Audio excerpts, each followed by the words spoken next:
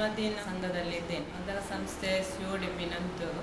ಯಾಕೆ ಈ ಗುಂಪಿಗೆ ಸೇರಿದ್ದೇನೆ ಅಂದರೆ ತುಂಬ ಕಷ್ಟದಲ್ಲಿ ಸಹಿಸಲಾಗದನ್ನು ಈ ನನಗೆ ಒಳಗಿಂದ ಹೊರಗೆ ಬರಲಿಕ್ಕೆ ಸಾಧ್ಯ ಇಲ್ಲ. ಮದುವೆ ಆದಮೇಲೆ ಈ ಸಂಘದಿಂದ ತುಂಬ ಉಪಕಾರ. ಮಹಿಳಾ ಹಕ್ಕುಗಳ ಮಹಿಳೆಯರಿಗೆ ಹಕ್ಕುಂಟು, ಇದು ನಮಗೆ ಗೊತ್ತಿಲ್ಲ. ಮೊದಲು ನಾವು ಎಲ್ಲೂ ಹೋಗ್ತಿರ್ಲಿಲ್ಲ, ಯಾವುದಕ್ಕೂ ನಮ್ಗೆ ಗೊತ್ತು ಕೂಡ ಇಲ್ಲ. ಒಂದು ಬಸ್ಸಲ್ಲಿ ಹೋಗ್ತೀವಿ, ಟಿಕೆಟ್ ಕೊಡೋದು ಹಣ ತೆಗಿತಾರೆ, ಹಾಗಾಗಿಲ್ಲ ಬಿಡಿ ಪಾಪ ಅಂತೇಳಿ ನಾವು ಬಿಡ್ತಿದ್ವಿ. ಈಗ ಹಾಗೆಲ್ಲ ಅಂದರೆ ಕೇಳುವಂಥ ಹಕ್ಕುಂಟು ನಮಗೆ, ನಾವು ಕೇಳ್ತೀವಿ ಅವತ್ತಿಗ. ಆವತ್ತು ನನಗೆ ಒಡೆದರೆ ಕೇಳಲಿಕ್ಕೆ ಯಾರು ಇರಲಿಲ್ಲ, ಒಬ್ಬನೂ ಇರಲಿಲ್ಲ. ಈಗ ನನಗೆ ಒಂದು ಕಲ್ಲು ಬಿಸಾಡಿದರೆ ನಿಮಗೆ 1000 ಬಿಸಾಡ್ಬೋದು ಹಿಂದೆಯಲ್ಲಿ ಅಂತೇಳಿ.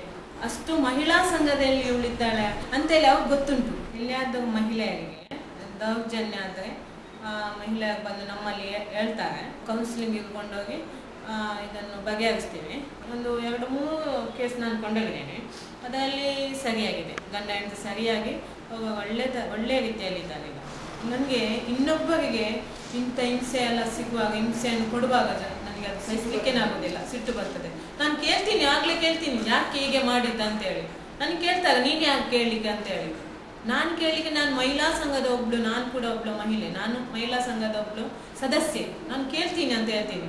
ಆಗ ಸುಮ್ಮನಿರ್ತಾರೋ. ನನ್ನ ಹೆಸರು ವಾಣಿ ಅಂತೇಳಿ, ನಾನು CODP ಸಂಸ್ಥೆಯಲ್ಲಿ ಒಂದು 5.5 ವರ್ಷದಿಂದ ಕಾರ್ಯಕರ್ತೆಯಾಗಿ ಕೆಲಸ ಮಾಡ್ತಾ ಇದ್ದೇನೆ. ಹಾಗೆ ಖೈರುನ್ನೀಸಾ ಸಹ ಕೂಡ ಹಾಗೆ ನನ್ನ ಸಂಘದ ಒಬ್ಬರು ಮೆಂಬರ್. ಮಹಿಳೆಯರ ವಿಷಯದಲ್ಲಿ ಏನು ಒಂದು ಅನ್ಯಾಯ ನಡೆದರೂ ಕೂಡ ಅವರಿಗೊಂದು ಫೋನ್ ಮಾಡಿದರೆ ಸಾಕು, ಅವ್ರು ರೆಡಿ, ಎಲ್ಲದಕ್ಕೂ ನಾನಿದ್ದೇನೆ ಮೇಡಮ್, ಹಾಗೆ ನಮ್ಮ ಮಹಿಳೆಯರಿದ್ದಾರೆ ಅಂತೇಳಿ ಒಂದು ಭರವಸೆ ಅವರು ಕೊಡ್ತಾ ಇದ್ದಾರೆ. ಹಾಗೆ ಅವರಂಥವರು ಒಂದು 10 ಮಹಿಳೆಯರು ನನ್ನ ಜೊತೆಗಿದ್ರೆ ಇನ್ನೂ ಈ ಗ್ರಾಮೀಣ ಪ್ರದೇಶದ ಮಹಿಳೆಯರನ್ನು ತುಂಬ ಒಳ್ಳೆ ರೀತಿಯಲ್ಲಿ ಬೆಳೆಸ್ಬೋದು ಅಂತೇಳಿ ನನ್ನ ಅನಿಸಿಕೆ. ನನ್ನ ಹೆಸರು ಜಹರಾ, ನಾನು ಖೈರುನ್ನೀಸಾ ಅವರ ಅಕ್ಕ.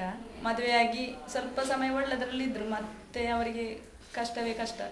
ಸಮಾಜದಲ್ಲಿ ಹೆಂಗಸರಿಗೆ ತುಂಬ ಎಲ್ಲ ಅನ್ಯಾಯ ಎಲ್ಲ ಆಗ್ತದಲ್ಲ, ಮತ್ತೆ ಅದನ್ನೆಲ್ಲ ಸರಿ ಮಾಡ್ತಾ ಹೋಗ್ತಾ ಇರ್ತಾರೆ. ಅಲ್ಪಸಂಖ್ಯಾತ ಸಮುದಾಯ ಉಂಟಲ್ಲ, ಅದರಲ್ಲಿ ಆಶ್ಚರ್ಯ ಫೌಂಡೇಶನ್ ಅಂತೇಳಿ ಅಲ್ಲಿ ಮೆಂಬರ್ ಆಗಿದ್ದೀನಿ.